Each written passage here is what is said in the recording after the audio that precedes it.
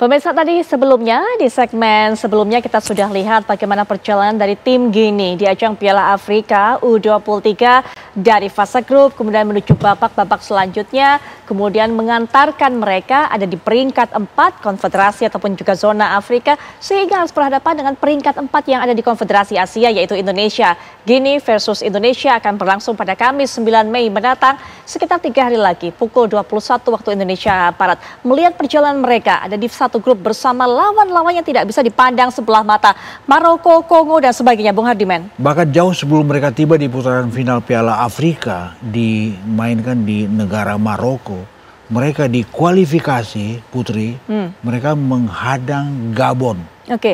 Dengan 1 kemenangan dan 1 imbang. Kemudian di putaran ketiga mereka menghajar Senegal. Ini bagus ini. Bagaimana jejak laga mereka sebelum tiba di Maroko. Di Maroko, di fase grup, mereka dikalahkan memang oleh tuan rumah Maroko 2-1. Tapi mereka menghajar Kongo dan imbang melawan Gabon. Inilah membuat mereka terbang ke semifinal. Di semifinal kalah melawan Mesir. Lalu di partai playoff melawan Mali mereka kalah. Tapi lewat drama adu penalti. Betul. Dan ini Putri, ini terjadi Piala Afrika pada Juli tahun lalu, 2023. Artinya apa? Mereka punya interval waktu yang sangat panjang untuk bisa menghadapi Indonesia U23. Baik. Sebentar lagi. Masa persiapan mereka panjang? Panjang sekali. Dan mereka sebulan terakhir, mereka bersiap di mana? Di Spanyol pun. Hebatnya apa? Kita bisa mencermati.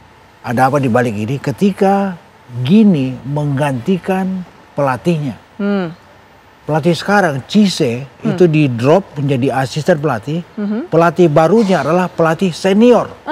Dari Guinea senior. Hanya untuk menghadapi pertandingan 9 Mei ini. Indonesia. Kita bisa bayangkan bagaimana keseriusan mereka. Sangat serius. Namanya Kaba Diawara. Mantan pemain Arsenal, mantan pemain Paris Saint-Germain. Dan ini adalah penjelasan yang eksplisit. Guinea tidak main-main. Betul sekali. Mereka ingin tiba di Olimpiade. Itu dia. Guinea tidak main-main. Tapi ada satu kekhawatiran juga ternyata yang disuarakan oleh Guinea. Karena katanya kami ini melakoni pertandingan internasional berhadapan dengan Amerika. Terakhir adalah April. Begitu. Apakah ini waktunya yang cukup lama mereka sehingga kemudian tidak pemanasan kembali atau seperti apa melihatnya? Nah, ini juga menarik karena apa? Karena atmosfer di dalam tim itu juga ditentukan bagaimana mereka bersiap dengan sederet pertandingan. Indonesia 6 game semuanya tempo tinggi, bagus. Dan lalu kita memilih untuk recovery 3 hari. Artinya apa? Aura kita, aura tim Indonesia itu adalah aura match.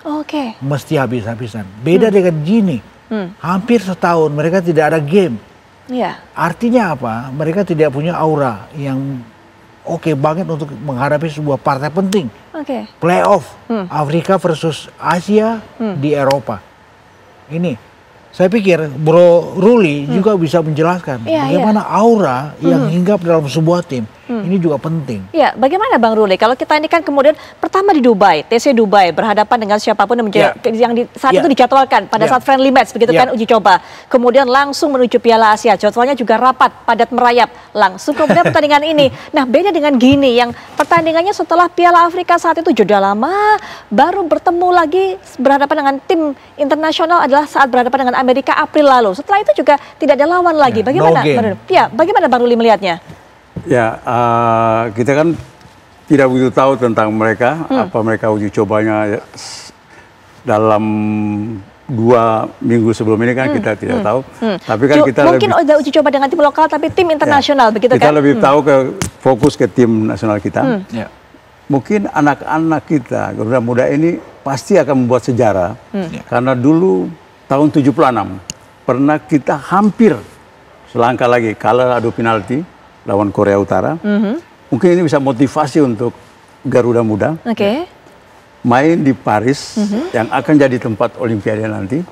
Ini yang bikin motivasi karena kita tahu Garuda Muda kita ini di event-event yang penting ini yang tidak diharapkan bisa buat kejutan. Mudah-mudahan dalam pertandingan nanti mereka bisa buat kejutan. Sedikit mungkin berbagi cerita, inspirasi, semoga sejarah begitu terulang secara positif tentunya ya. Apa ceritanya pada saat itu pada tahun 76, Mbak Ruli? Ya, karena itu main di Senayan tahun 76, itulah senior-senior kita. Mereka bermain dan sampai adu penalti. Mungkin ini yang memberikan motivasi buat saya. Oke. Itu tahun 76, sampai sekarang udah berapa tahun. Ya, betul. Begitupun kemarin juga kita Piala Asia tidak pernah, anak-anak juga bisa bikin kejutan. SEA Games juga udah lama, walaupun di bawah Coach Indra, kita bisa berkejutan.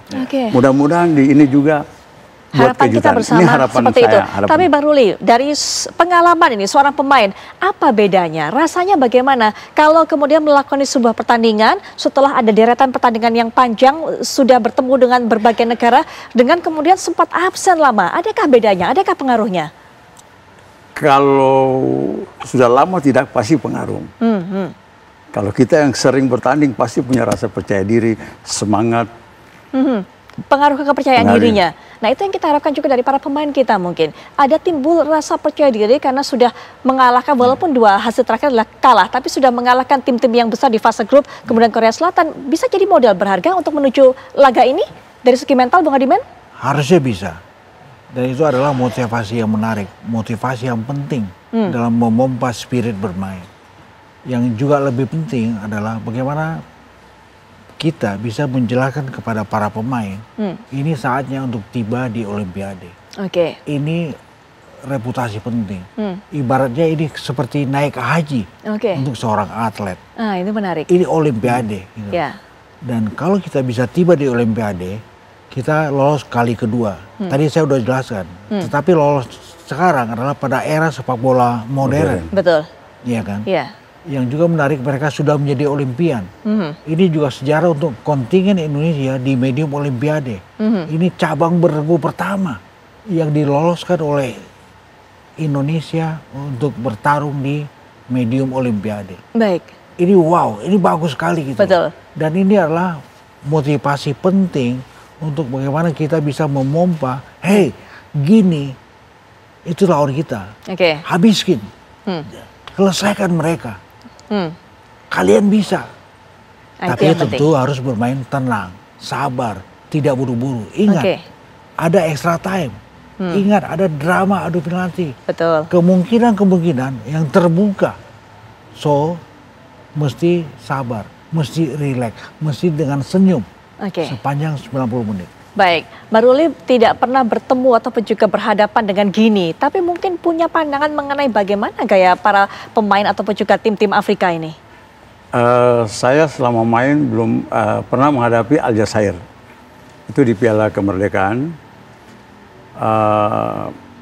Kebanyakan tim-tim dari Afrika itu mereka kuat, fisik, strong, ya, terus power, kekuatan. Apalagi kalau mereka punya skill, ini yang mungkin jadi masalah buat kita. Ya, saya kira kalau cuma power sama ini, kita bisa lihat juga waktu kita hadapi Australia, kita masih bisa ya berbicara ya. Tapi kalau yang punya skill, ini yang jadi masalah juga buat pemain-pemain kita. Ya, dan apalagi kalau menurut saya, kalau ada beberapa pemain yang mereka bermain di Eropa, ini yang mungkin ada perbedaan. Walaupun juga kita pemain-pemain ada pemain di Eropa. Tapi kan kebanyakan kita banyak yang main di liga lokal begitu ya. Nah, Bang Adiman, apa kemudian yang akan ditawarkan atau ditunjukkan oleh Gini ini? Pemainnya banyak sekali merumput di Eropa, tapi mereka juga punya ciri khas gaya bermain Afrika tersendiri. Perpaduan seperti ini, apa yang akan ditimbulkan oleh Gini? Saya pikir sama seperti kebanyakan tim-tim yang berasal dari kawasan Afrika. Mereka stylish, mereka punya aksi individu yang oke. Dan itu di backup oleh stamina yang strong, fisik yang kuat sekali. Dan ini terbukti bagaimana kemudian mereka menempa skuad mereka ketika mereka berlatih di Spanyol. Sebulan sebelum menghadapi Indonesia. Saya pikir dalam 1-2 hari ini mereka sudah mendarat juga di Prancis, di Paris, bahkan juga di Clairefontaine. Dan Indonesia juga sama. Saya pikir ketika Indonesia, sebagai nama pemain yang beredar di skuad U23 saat ini, sudah pernah berhadapan dengan tim-tim dari kawasan Afrika. Dan misalnya yang terbaru adalah yang terakhir kita menghadapi Burundi dan kita menang saat itu. Artinya apa? Secara mental kita udah siap. Kita udah siap gitu. Dan inilah sekali lagi saya katakan ini momentum. Momentum ini mesti dimaksimalkan. Kalau kita bisa tiba di Olimpiade, wow ini keren banget ini. Ya kan? Dan ini adalah satu sejarah berikut yang ditorehkan oleh Sintayong. Ini nama yang sekarang sangat beredar luas di Indonesia dan menjadi bintang. Betul. Kalau dia bisa membawa Indonesia, membawa Garuda Muda tiba di Olimpiade lewat partai yang dimainkan di Paris versus Gini, saya pikir Indonesia sejarahnya wow banget. Ini adalah shocking moment juga untuk orang-orang di Indonesia. Baik. Kenapa? Karena sepak bola di Indonesia, tim nasional Indonesia, bro, ini berkibar. Betul, betul. Dan ini kedepannya menjadikan seorang Sintayong adalah sosok pelatih yang akan segera super sibuk. Oke. Ya, ya. Kalau kita lihat memang perjalanan petualangan dari timnas U23 kita di ajang Piala Asia U23 seakan mengembalikan euforia para pecinta timnas. Seakan juga membuat kita sudah beranjak dari level sekedar Asia Tenggara. Sudah waktunya untuk bisa berbicara di kancah Asia. Bagaimana kemudian saat berhadapan dengan tim ataupun juga salah satu tim perwakilan dari Afrika yaitu Gini. Nanti kita akan bahas lebih lanjut. Termasuk kami juga kembali lagi untuk bisa mencoba menghubungi Pak Sumarji untuk bisa mendapatkan bagaimana kabar terbaru dari para pemain timnas U23 saat lagi.